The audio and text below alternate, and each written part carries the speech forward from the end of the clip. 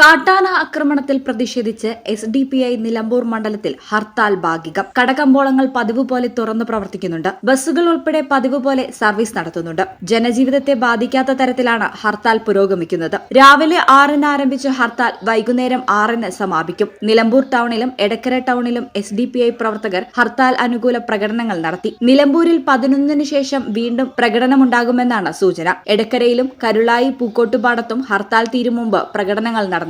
2 ആഴ്ചയ്ക്കുള്ളിൽ നിലമ്പൂർ മണ്ഡലത്തിൽ കാട്ടാന ആക്രമണത്തിൽ 2 ആദിവാസികൾ കൊല്ലപ്പെട്ട സാഹചര്യത്തിലാണ് SDPI ഹർത്താലിന് ആഹ്വാനം ചെയ്തത്. വന്യമൃഗശല്യം അതിരൂക്ഷമായ 12 സ്ഥലങ്ങളിൽ ഒന്നാണ് നിലമ്പൂർ. എന്നാൽ ഇത് മുന്നിൽ കണ്ടുള്ള നടപടികൾ വൈകുന്നുവെന്നും SDPI കുറ്റപ്പെടുത്തുന്നു.